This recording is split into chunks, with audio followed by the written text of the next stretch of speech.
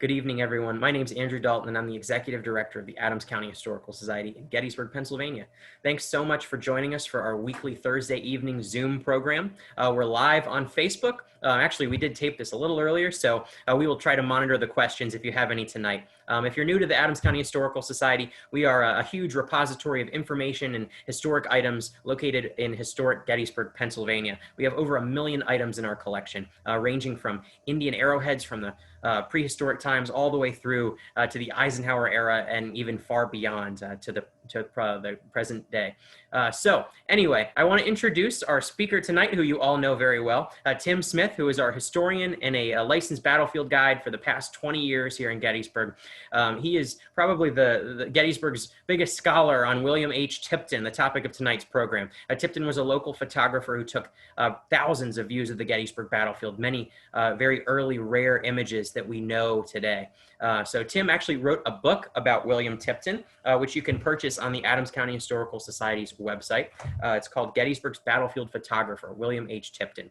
So in a second here, I'm going to turn it over to Tim. If you enjoy the post tonight and the video, I hope you'll click the donate button below. It's a safe and secure way to give and to support all of our programs like this one, and the many more programs we'll be bringing to you over the next few weeks and months.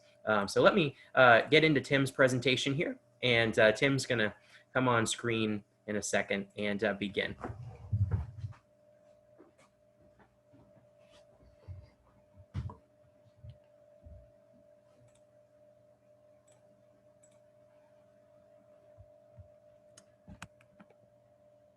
Okay, thanks everybody.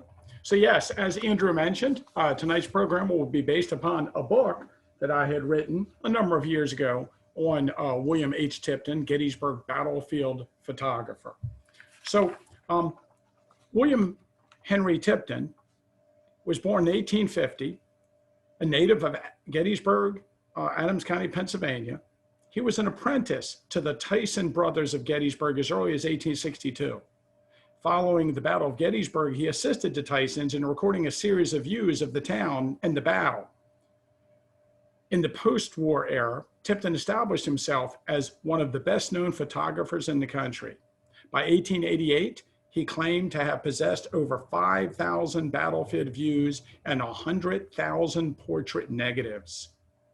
In September 1966, Ellen Tipton Beeler, a granddaughter of William Tipton, donated 3 large volumes of his work to the Adams County Historical Society.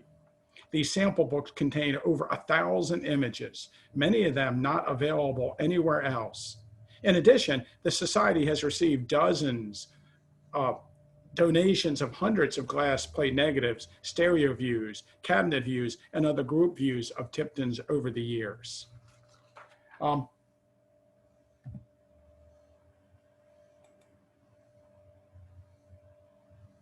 see. William Henry Tipton was born in the town of Gettysburg on August 5th, 1850. The eldest of 11 children reared by Solomon R. Tipton and Elizabeth Kitzmiller Tipton. When he was 6 years old, his family moved to a farm in Mount Pleasant Township along the Hanover Road, a few miles east of Gettysburg, where his father was engaged in farming. As a youth, he attended the White Run Schoolhouse, but due to a childhood illness, his education was limited. Referring to these early years, Tipton himself boasted that he graduated with honors from the School of Hard Knocks.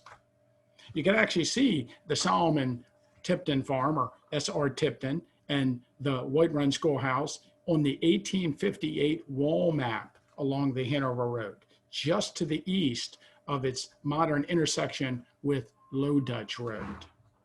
And of course, that house that he lived for a number of years still stands. Prior to the Civil War, the Tiptons moved back to Gettysburg, where Solomon, his father, took up the occupation of barber, and for a time worked in the carriage industry. But the advertisements I found for him in the paper indicate that he was largely known during and after the Civil War for his broom making enterprise and eventually opened up a broom factory. And here's an advertisement from November of 1863 where he has a broom making enterprise on Carlisle Street, just north of the square. Here's an 1846 advertisement where Tipton's father was engaged as a barber, and he's engaged as a barber in the center, I should say, on the northwest corner, no, it would be the northeast corner of the square, not far from the McClellan House, or today in the corner near the Hotel Gettysburg. And you can see that from advertisements. Now, Solomon's brother was also a barber. I should mention that at the time that they moved back into town, the Tiptons were living on East Middle Street. And I believe it is currently 106 East Middle Street. And it's clear that they lived there in the 1860 census and at the time of the battle. Although they do eventually purchase the property, I believe they did not own it originally. They kind of either rented it and to own, maybe a mortgage or something on it, but the deed indicates they purchased it later. The house today is a two-story structure, and at the time they lived there, it was a one and a half. Well, here in this advertisement, it says it's a two-story frame weatherboard with a brick building.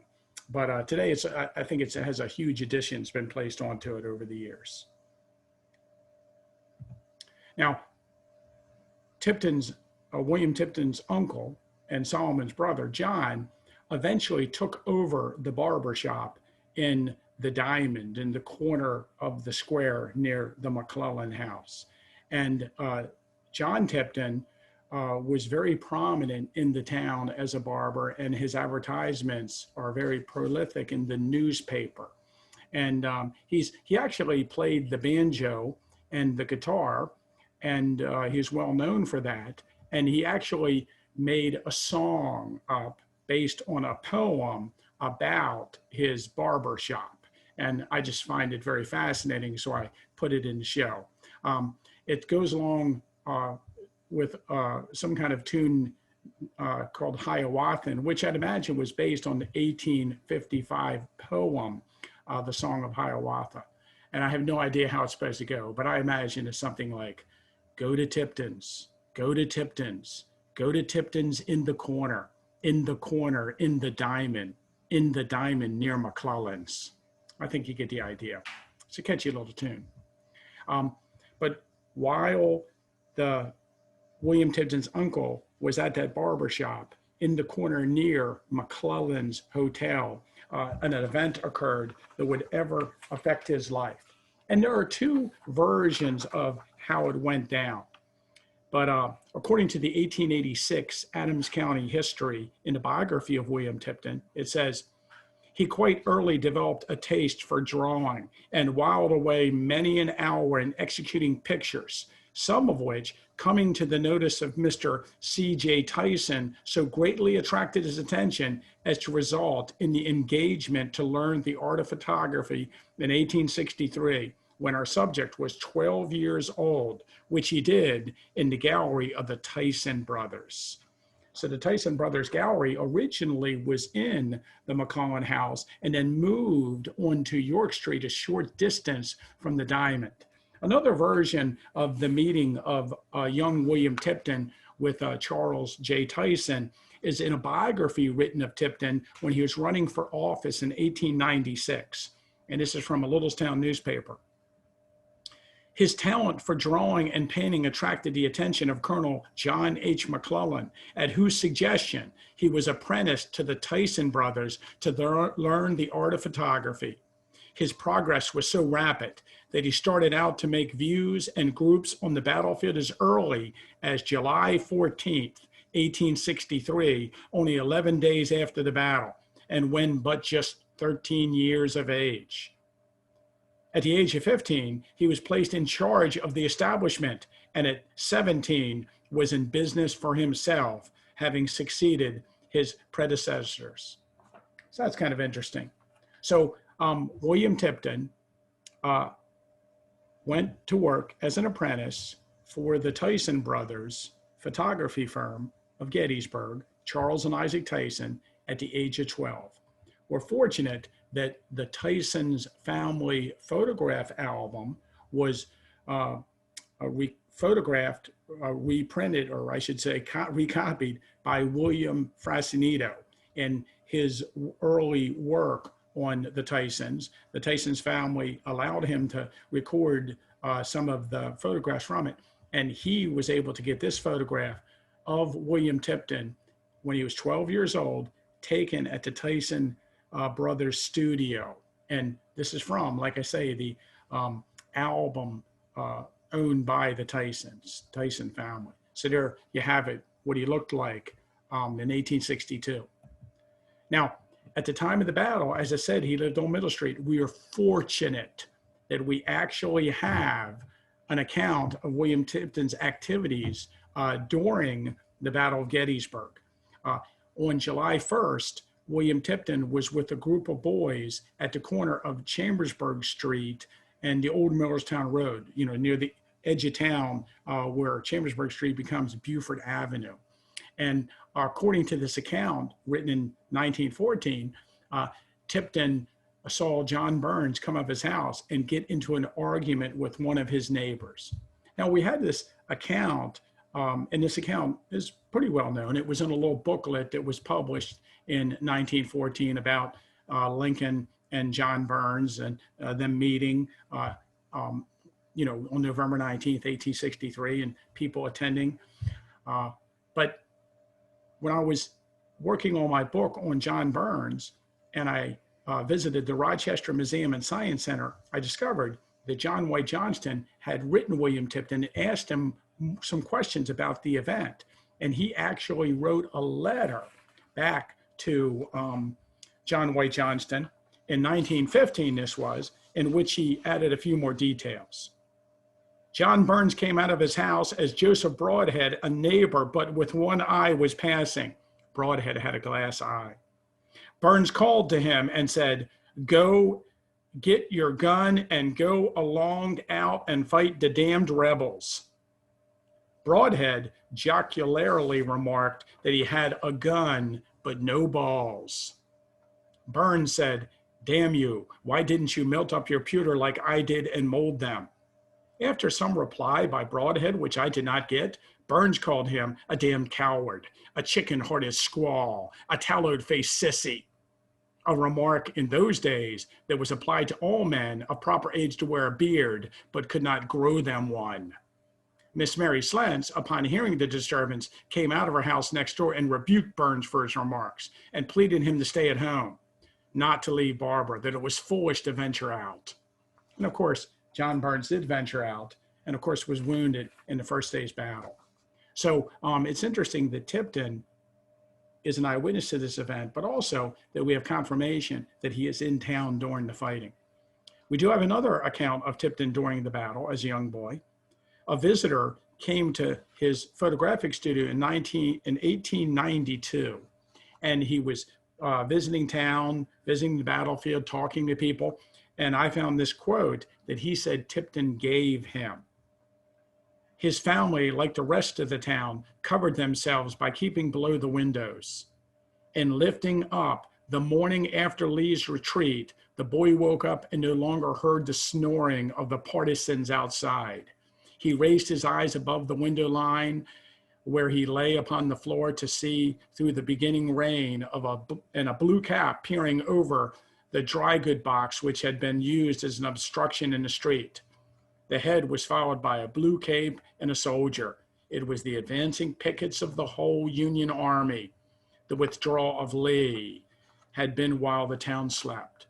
And of course, this matches other accounts on East Middle Street, where on the early morning hours of July 4th, Juba Early rides down the street and gathers his men up, and they ride out of town and take up a position west of the town. So we have those two accounts of William Tipton and his family being in town during the battle, which I think is quite fascinating. Now, if the account is correct that they've started to record photographs on July 14th. No doubt, they're talking about the photographic series that was issued by the Tyson brothers in August of 1863. The Tyson Brothers studio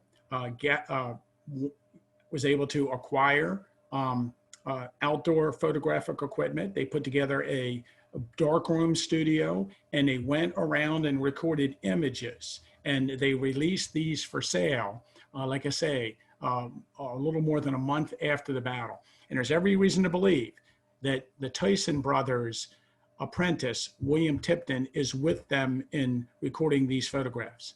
Some of these images are very similar to images that were recorded by the firm of Matthew Brady in the town a couple weeks earlier. So it also is possible that the Tyson brothers may have gone out along with Matthew Brady, noticed what he recorded, and then maybe recorded similar scenes. But some of these scenes they recorded are extraordinary. And eventually, when Tipton takes the studio over, Tipton will actually gain possession of the Tyson brothers negatives, and he'll continue to reproduce the Tyson brothers images as his own photographs. Here's an image of John Burns sitting on his porch, wounded, his legs wrapped up, he's got his cane with him, holding it with a musket nearby, recorded definitely in this series in, again, late July, August, 1863. There's an extraordinary image of the town from a two-plate panorama of the town from Seminary Ridge. Actually, this view is recorded from just a few feet away from where I am now sitting inside of the Wolf House at the Adams County Historical Society, looking down along Middle Street into the town. They recorded views of Camp Letterman, also General Hospital, after the battle. And so Tipton, right after the battle, was part of this crew that recorded views, some extraordinary views of the battlefield. Now, this particular image was obviously taken at the time the Tysons were out recording their images. There's no doubt, with looking at that wagon with the probably like timbers or 2x4s holding up, some blankets, which one appears to be an army blanket, that this is the temporary photographic darkroom wagon that the Tyson brothers assembled after the battle. And that's William Tipton driving the wagon. I have seen 3 copies of this image, and they're not the copies of this image. All 3 of them are exactly the same and are on a real postcard photo mount. Oh, what's going on here? Okay, this is a real photo postcard image. So we don't know what the original format of this version is, but all 3 of the versions I've seen obviously came from William Tipton. And one of them actually says on it, William H. Tipton. This image was recorded, the 3 versions I've seen. I own one I bought at a flea market years ago. One of them is owned by the Tipton family. We got a donation of photographs from the Tipton family, one of the branches of the Tipton family a few years ago, and the other one is at the Gettysburg National Military Park. So Tipton eventually runs the studio for the Tysons. The Tyson brothers photographic partnership kind of broke up. Isaac moved away for a short time, started another studio. His brother, C.J. Tyson, married a girl in Upper Adams and took an interest in the orchard industry, began to grow apple trees, and pretty much Tipton was left at the studio. Now, at that time, the studio basically is recording sitting indoor images, portraits of people, and they're selling CDVs to people based on the negatives they make from these portraits. And that's the main business of the studio. But in 1867, Tipton and some other associates that work for the Tysons, and maybe C.J. Tyson himself, went out and recorded at least 80 stereo views of the battlefield with a stereo camera. And today these are listed as negative number 501 to 580. And there are some extraordinary images of the early battlefield. In this case, this one showing damaged trees on Culp's Hill. And we have a really good idea of each and every of the views that he took in this series. And these views have been used to really let us understand what the battlefield looked like just a few years after the battle. So he did some pretty good coverage in the entire field. Now, this image is one that I discovered in the collections of the Rochester Museum and Science Center. And the purpose of the image appears to be that John White Johnston, who was working on a book on John Burns, was interested in what type of uniform the firing squad, meaning the Gettysburg Zouave militia unit that fired the 7-gun salute over the grave of John Burns, what they may have been wearing at the time of John Burns' funeral. And you can see in this one, William Tipton sent him this image, and he had a little note on it, scribbled on it, saying, "I am dressed in the uniform of the Gettysburg Zouaves in this vignette that we recorded at the end of the Civil War." And basically, it's like homecoming, he called it, something like that. And so it's William H. Tipton dressed as a soldier with, coming home to his girl, who actually is one of his assistants, dressed up like a woman. And I believe it's Robert Myers. And in the background, there's the mother, who's probably also another guy dressed up like the mother looking on. So it's a little humorous vignette that was recorded at the end of the Civil War. And again, I only have this copy image of it that happened to be sent by William Tipton to John White Johnston, but it's just fascinating. I don't think I've ever used it or shown anybody this image before, but I did get a copy when I was in Rochester of it. So eventually, Tipton takes over Tyson's studio, and this is in 1878. And basically, let's see if I can find a description of it.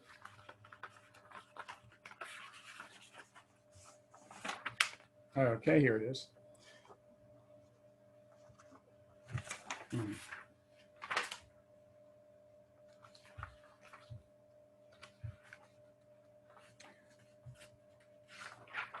sure I have it here somewhere.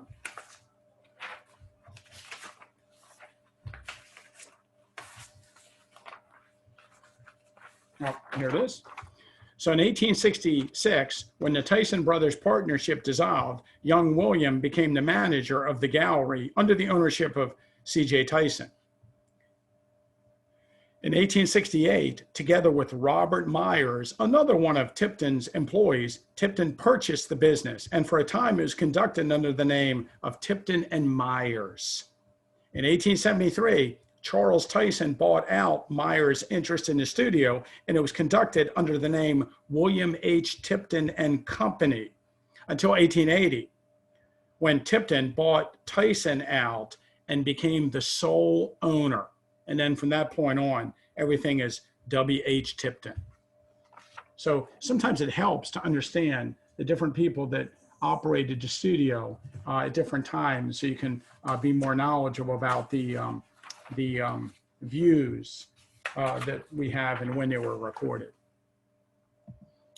So Tipton and Myers actually recorded a series of stereo views in 1868 and 1869, and they added them to the end of the 580 series that C.J. Tyson recorded with Tipton, and probably Myers was there too at that time. So they went from 581, 582 up into the 600s. And off the top of my head, I think I've seen up to like 619 that they recorded in their series. And believe me, one of the things I'm really interested in is collecting a copy of each one of the original views on the original mount with the number, so I can determine which ones were original. As time went by and the negatives would break, Tipton would replace the negatives from the original Tyson or Tipton and Meyer series with a newer version of something from that same view. And occasionally he would replace his replacements. So sometimes you'll see the number like, in this case, 594, and you'll find another version of 594, but it'll be a different view, a more recent view.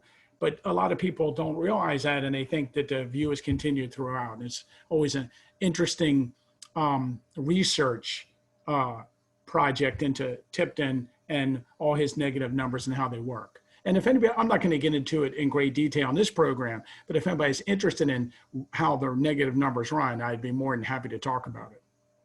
Now, towards the end of the 1870s, the battlefield became very popular with tourists and with veterans. The GBMA in 1878 started to erect monuments around the battlefield, and the veterans returned. And they had encampments. And of course, Tipton was there to record views of the encampments. And in the 1880s and 90s, Tipton was there to record views of monuments. And basically, he recorded a view of every single monument around the battlefield at the time the monument was placed. And I think that a lot of people don't get how enterprising William Tipton was. This is a guy that as an early teenager was working in the business world and had a mind for business. And this guy at a very young age was doing things that were very creative and very enterprising. And to give you an idea, Tipton wasn't just recording images of monuments and then selling them to the public. He would go out and he would actually get there a few days before the monument dedication. And he would have them unveil the monument, or he made arrangements to be there when they were getting ready to cover it over, because when the monuments were delivered in pieces, it took a while to put them together. So he made a decision to go out, record a photograph of the monument before the dedication ceremony. And then he went back to his studio. He took the negative. He made prints from the negative. He made cabinet cards. He made stereo views. And then the day of dedication of the monument, he would go to the dedication ceremony. And they would unveil the monument, and he would be in the background with cabinet cards and stereo views of the monument that you could purchase from him. And then he would have you stand in front of the monument, and he would take your picture in front of the monument. He would take a group portrait of the veterans at the dedication ceremony. And then he would sell those photographs by mail. He would take this photograph, record prints, and then he would send them to all the veterans who were at the ceremony.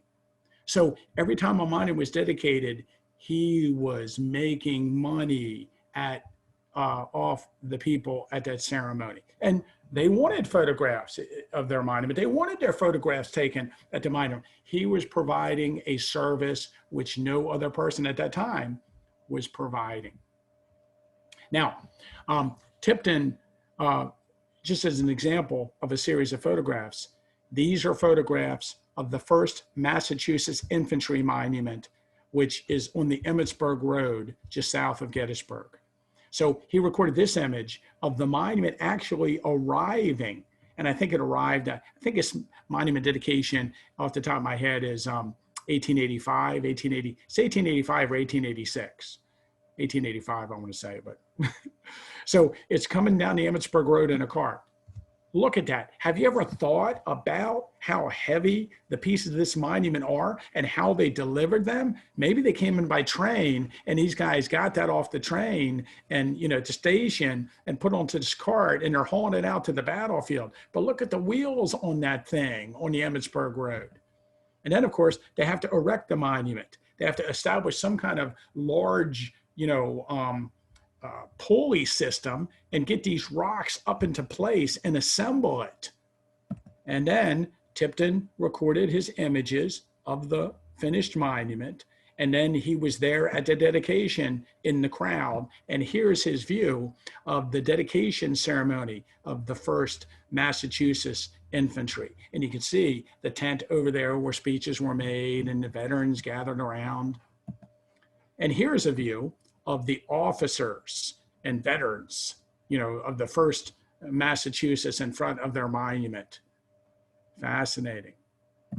And then here's another view of the veterans at the monument. And I don't know if you can tell at the top, it says, survivors of the 1st Massachusetts Infantry, $1.50 per copy.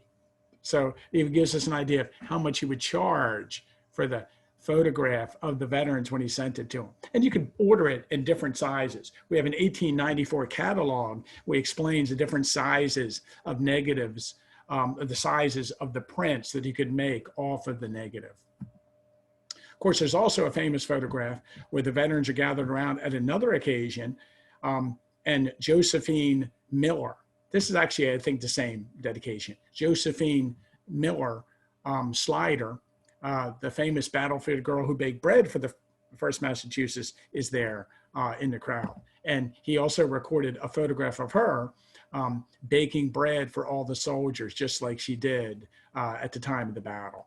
So it's fascinating. We have so many images of that one,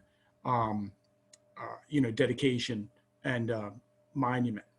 So also, besides monuments, he recorded images of dedications from the town. So we're fortunate that we had this photographer that was at the top of his game that could, record images of citizens and local history as well. Like he has a nice photograph of the driving of the Golden Spike on the Gettysburg-Harrisburg Railroad. And this is the cornerstone laying at Gladfelter Hall at Gettysburg College in 1888. So it's a really fascinating view. And of course, they're all local people in the view. Here's a nice view that he recorded of the Gettysburg Springs Hotel. And of course, every time dignitaries came to town, he was there to record their image. Here's General Winfield Scott Hancock near the site of his wounding, recorded on November 19th, 1885. And Hancock is off to the left front with the tall figure with the tallest hat. And off to the right, in the middle of the right, that's John Batchelder, guide and government historian of the battlefield. So it's a fascinating view of Hancock. He also recorded off-the-wall views in stereo that we appreciate, like battle-damaged trees. This one called something like tree growth. I can't even read it, but trees that have been damaged during the battle and how they're still standing. He also traveled to other battlefields. He was well known amongst veterans of the Civil War for his many photographs of the Gettysburg battlefield. And so here is one in 1877, it says, of the Dunker Church in Antietam. The 14th Connecticut Volunteers actually hired him, and he traveled with them to several battlefields where they were engaged and recorded photographs of them at various locations where they had fought. And if you buy the regimental history of the 14th Connecticut, there's a whole bunch of photographs in it that he recorded at different sites.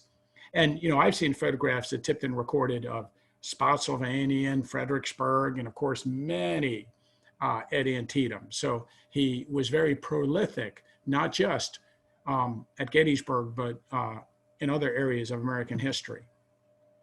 He also, in his catalog, And in his sample books, it's obvious, pirated views from other photographers. Now, it's interesting that he doesn't really say that another photographer took these views. And his description of, there's a little description on the back of some of them that talks about how they're made from photographic negatives and the quality isn't that good. Well, that's because he doesn't own the negative. He actually just got stereo cards from Matthew Brady or Alexander Gardner, or in this case, the Weavers, Samuel Weaver, Peter Weaver, and actually, recorded a view from a print and then reproduced it as a what we call flat stereo view, because even though they're recorded in stereo, you can't see them in stereo because they're not recorded in stereo. But this is a Weaver Devil's Den view. And of course, here he's got Alexander Gardner's view of the dead sharpshooter at Devil's Den in his sample book, and he's got a negative number on it. And again, it doesn't really say that he didn't record the photograph. So I find it kind of interesting, but he's reproducing some of the more today, what we consider famous photographs of the battlefield, and he's selling them, offering them for sale at his various locations for souvenirs and business around town. Now we have a number of photographs of William Tipton, and I mentioned earlier that just in the last couple of years, I guess it was about 3 years ago, Charlie Tipton, a direct descendant of William Tipton, gave us a nice series of images and a couple photograph albums from the Tipton family, from the descendants. And so we have some views of Tipton available now that we never had in the past. So here he is in a really nice cabinet card. Here's another view of him, a cabinet card, but this one's not in the best shape, but it's probably a view that hasn't been shared before in a Tipton show. Also, I should mention that Tipton had many hobbies. We'll talk about his politics in a moment. But Tipton was a member of the Sioux Fishing Club. In the 1870s, late 1870s, early 1880s, the Sioux Fishing Club went on expeditions to nearby streams and rivers. And a couple times Tipton took his photographic apparatus along and recorded views of the Sioux Fishing Club. And we have a couple collections of these views. I think altogether we might have, between two different trips that he recorded, we probably have over 20 views from these various trips. And of course, Tipton's taking the photographs, so he doesn't necessarily appear in a lot of them, but he does appear in this one. And I think this one they're along the Juniata River. I forget the name of the town they're in. I should know it. But there's Tipton on the horse, and they're riding in a wagon. And it's interesting that he's at a photographic studio, in this town. And I wish I could remember the name of the town. Maybe it's New Bloomfield, up there along the Juniata River. But you can see the photography studio sign there. So maybe he's friends with the guy that owns that photographic studio, and he took this photograph for him. Now, this is fascinating. We got this from Charlie Tipton. It's a book place card. I guess he made a place card where he could reproduce it and put it in the books that he owned with his image on it. And I should mention at this point that when Tipton died in 1929, in his will, he gave his Civil War book library to the Gettysburg High School. And this is a guy that knew the veterans, that knew the battle, that collected books, and must have had a massive library of Civil War regimental histories. And you can only imagine the veterans giving him books and maybe dedication ceremonies, booklets written at the time of the dedication. And I've checked with the Gettysburg High School. No one today knows anything about this at all. So maybe they were sold to raise money for the high school. I don't know, but they're not in the Gettysburg High School library today. They're not there. I've looked. Here's William Tipton, and in the photograph. And so he's, relatively young man here. I, have only a guess when this might be, but it looks like the late 1870s, early 1880s. He's known for his beard and his, I think if I'm not mistaken, he might have red hair. So I have to check on that. One of the Tiptons can put that in the comments if they like. But William Tipton appears in a bunch of photographs. In 1871, William Tipton married Mary Elizabeth Little. And here's a picture of the family. And here, this is written in 1922 by William Tipton himself. In January 1871, I was married to one of the best of wives and mothers, who became noted for her charities which she dispensed with a lavish hand. God permitted her to remain with me for nearly 51 years, taking her to her eternal home in November of 1921. Our union was blessed with 3 daughters and 1 son, all living. And of course, they're shown here in the photograph. Let's see. His children, let's see if I see it. Oh. His children are Beulah, Charles Tyson Tipton, Bessie, and Esther. And so Charles Tyson, of course, is the boy in the back, and beside him is Esther, and on the right and left are Beulah and Bessie. So 4 children. Now, I came across this in a Tipton. This was a Tipton family album that I purchased from a local flea market. Now, it's not William H. Tipton's family. It's his uncle's family, not John, but another uncle, David. And they had married into the Spangler family. So it was a Spangler-Tipton family album that I got. And this was in the back of the album. And I didn't realize it right away. But eventually I figured out that's Beulah and that's Charles Tyson Tipton. Isn't it interesting that William H. Tipton named his son after the man he learned the art of photography from, Charles Tyson. So Charles Tyson Tipton. But here it's a little advertisement for his business using his children. When Charlie Tipton donated the Tipton family album to us, I was excited to see in the album this photograph. And of course, it's the same image of Beulah and Charles. It's kind of interesting. Beulah, and I'm probably massacring her name. She appears in this image. This is a Tyson Brothers 503, or I should say it's a Tipton. It's actually a replacement, 503. And she's there in the Valley of Death on Little Round Top. And my good friend Gary Edelman has a great story about this particular image that he likes to talk about in his shows. So if you see Gary, ask him about the girl on the rock. He loves to tell that story.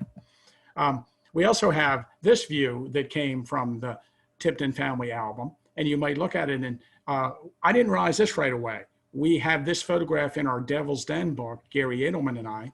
That is Charles Tyson Tipton on horseback, and the horse is drinking out of the trough rock at Devil's Den. So it's fascinating to actually see this photograph in an album identified in all these years. I'd known about the photograph and didn't realize who it was. And here's another image of Charles Tyson Tipton.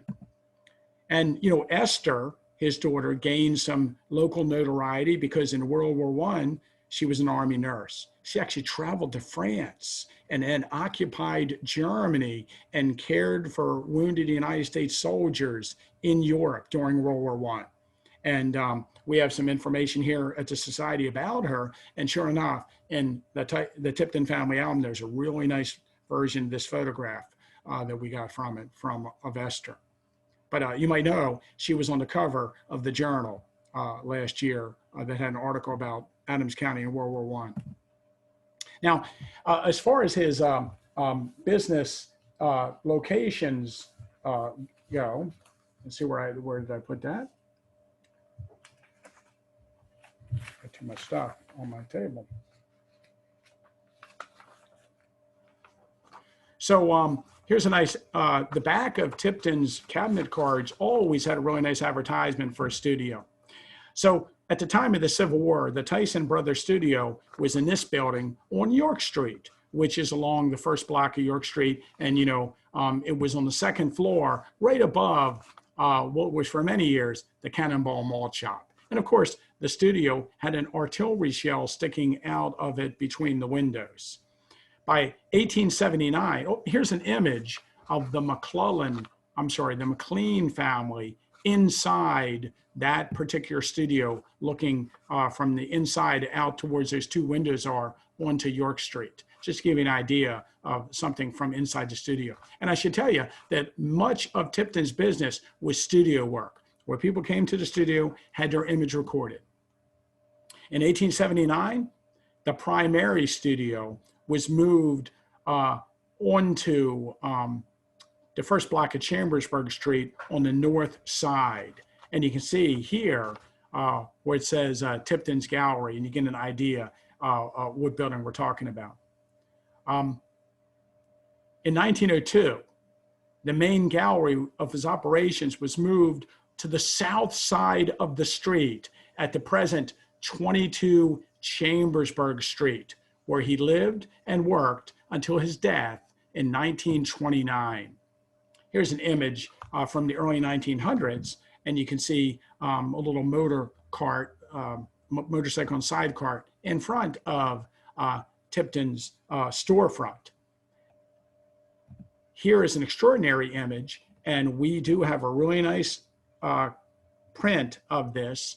And we put this up on our Facebook site, I think it was about a month ago. And a lot of people were interested in asking us to, questions about the things in the image. But it's, you can see that Tipton really dabbled in the tourist trade as time went along, publishing tour books, photographs of monuments, stereos of monuments. Here it's kind of interesting. On the left, those stacks of photographs, they're actually large photographs of the Pennsylvania Memorial. Each one of those photographs is one of the plaques on the side of the Pennsylvania Memorial. I have no idea where they are. I've never seen a big image like that, but he obviously recorded images such as that. And here he is with some of his family and his assistants in his studio. And now this next image, I was really excited about this. I don't know if Charlie Tipton, of all the images that he had in his family album, and I was more interested in this one than the other ones. I think he was a little taken aback by. But here we are in the backyard of 22 Chambersburg Street. And it's one of the grandkids on a rocking chair. But there's three really cool things here. First of all is the brick vault that he built in the backyard of the house for the containment and preservation of all his glass plate negatives that he recorded over the years. Unfortunately, the some 100,000 negatives of portraits that he recorded over the years in his studio are not known to exist. So they were destroyed or damaged, or they're just not around anymore. But a lot of his views do survive, especially the ones he recorded of the battlefield. Now, also, number two, look on the ground to the left in front of the negative vault, and you'll see some of the background props used in Tipton photographs in his studio over the years in a pile. I just love that. And then look at the back of the house and you'll see large glass windows that open up. And that's obviously how you get the light in to the photographic studio upstairs to record these images. So he must had a stairway upstairs that led into the actual sitting room at the photographic gallery that was probably really well lit. Now, Tipton's also known for group views. Starting in 1884, he recorded views of people on the battlefield. Actually, starting in 1883, people could hire him. When we say group view, it's different than taking like the views we already talked about. People could hire him, and he would go out with his camera and he would record their image, not at a monument dedication, but anywhere for any occasion. And these were not just veterans. He would do it for all parties. And of course, here's John Batchelder and I think some Vermonters at Devil's Den. Here's J.W.C. O'Neill with a party at Devil's Den. And what's really fascinating about it, he eventually got crews together, multiple crews, sent them different places on the battlefield, and just set up in the summer months. And people could just come riding by, maybe you're on the tour with a guide, and there would be a cameraman there saying, hey, would you like your photograph recorded?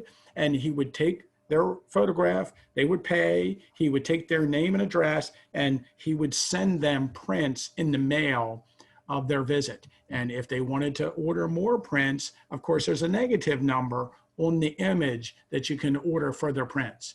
Now, here at the Adams County Historical Society, at least once a month, sometimes several times in a month, almost sometimes it feels like once a week, we get an email or a phone call because someone has a William H. Tipton photograph and it has a negative number on it. And they're wondering if there's a catalog that tells us the names of the people in that photograph.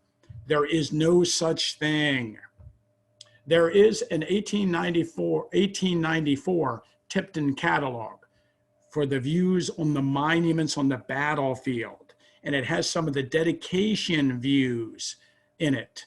But there is no general catalog that has all the negatives of all the views he recorded over the years of just random people. And again, there were probably something like 100,000 portrait views taken in his studio, and possibly 10,000 or more group views recorded on the battlefield. Here's one of my favorite group views, and it's 1884, I believe, and it's the Carlisle Indian School at Devil's Den with William D. Holdsworth, their tour guide, in the middle. This photograph right here of James Longstreet came to us from Charlie Tipton when we got that album and some loose photographs from the Tipton family. And what's really neat about this one is on the back of it, it actually is dated. And it says it's James Longstreet on April 29th, 1893. And of course, I thought to myself, was William Tipton here on April 29th, 1893? So I looked in the newspaper, and sure enough, he does visit on that day. And, you know, really funny, I had discussed this in my book on William Tipton, and then, of course, realized that this photograph was taken that same day by William Tipton. And it's officers on East Cemetery Hill, officers from the battle. And in the middle there is James Longstreet. And on his right is General Daniel Sickles. Oliver Otis Howard is in the photograph, General William Mahone, Colonel Alexander, E. Porter Alexander is in it, and others. Now, this is an interesting photograph to me, and it's reproduced in Tipton's souvenir booklet, which came out around 1899, called Gettysburg, The Pictures and the Story. And along with listing the prominent figures in the photograph, there's a caption written by William Tipton at the bottom of it that bears repeating. And I'll read the caption. It might be a little bit preachy. The dismounted gun upon the breech of which General Oliver Otis Howard has placed his foot is typical, let us hope, of a soil that will never again be deluged with the blood of fratricidal strife.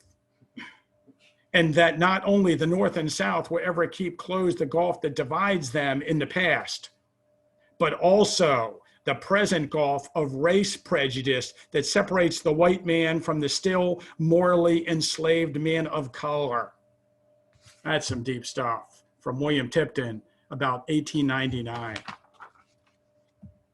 Here's William Tipton in a photograph with Captain James T. Long, the battlefield guide at Devil's Den.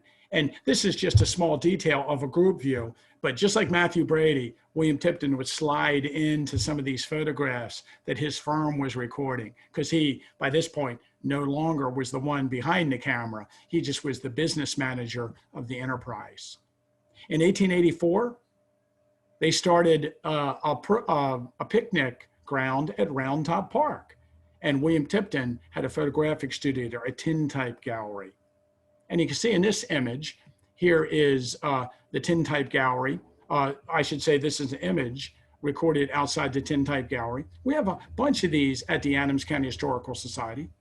And here are images recorded of, on the left, one of his apprentices at the tintype gallery. And on the right, some visitors in front of a prominent rock.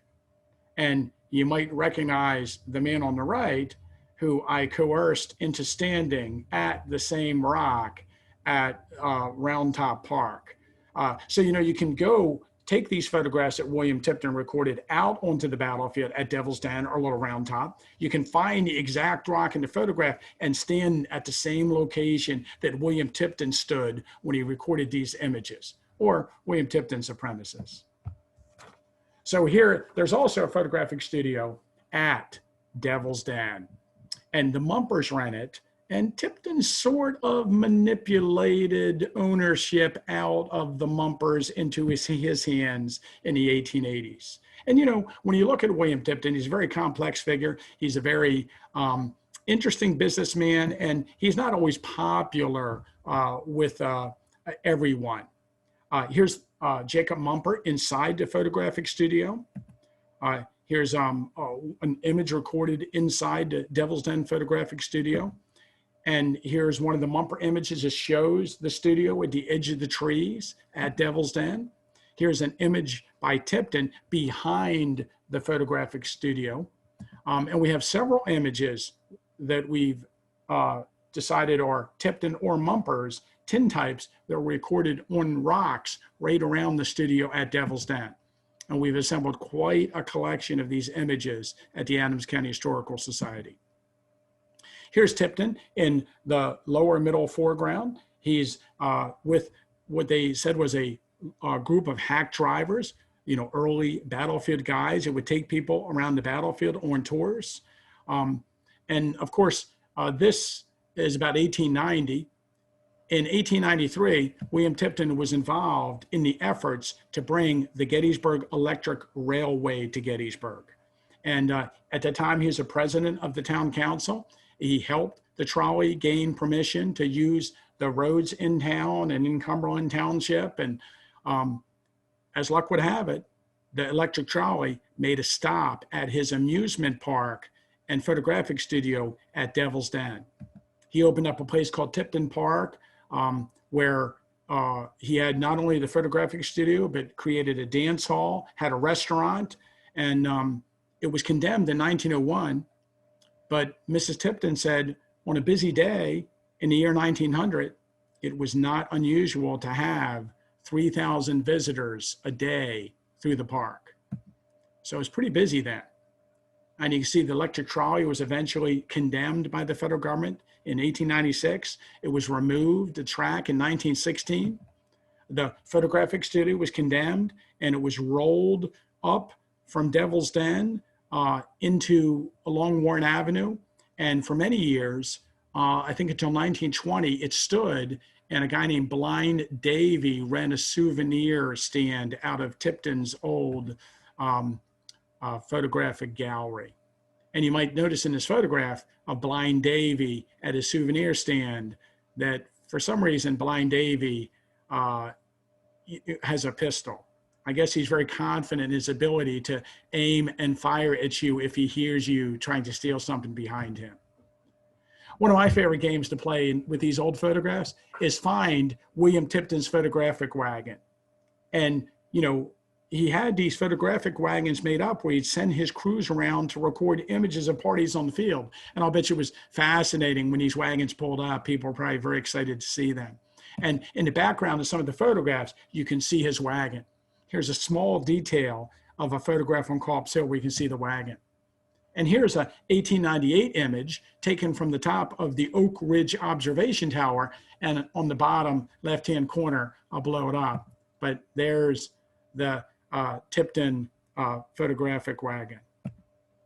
And here is the photographic wagon at Antietam. You can see the photographic album there. Now, William Tipton, besides all that, let me gotta find my notes.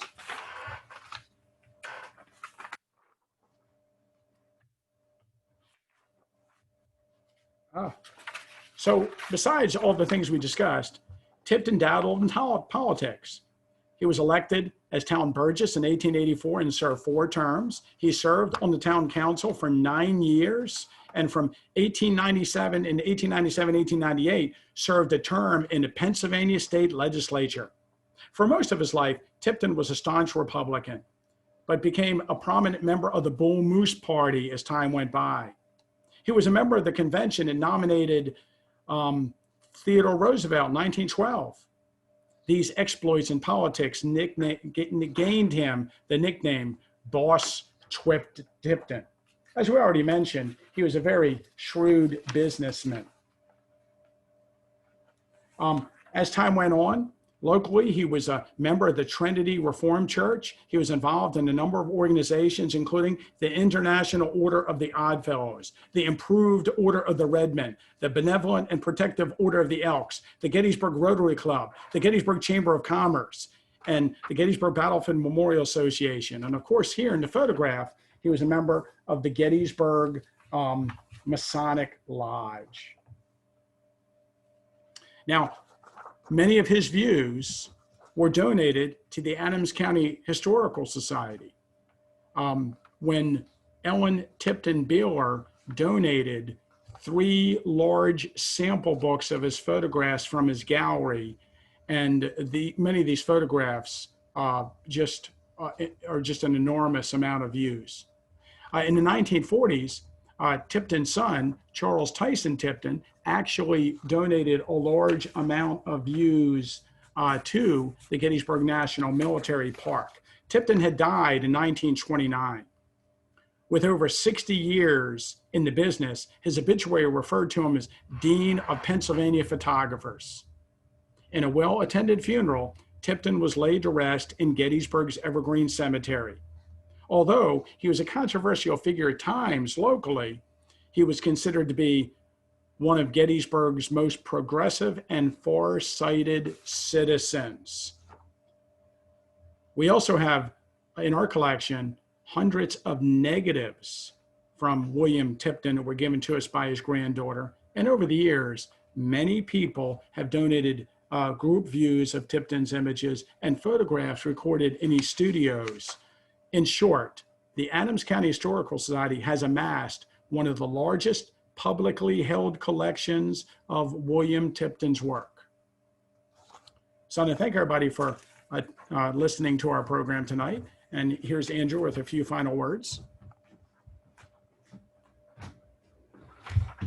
Thanks, Tim. And thank you all for joining us. We really appreciate you taking the time to spend your Thursday with us and learn about the incredible history here in Gettysburg and in the entire county.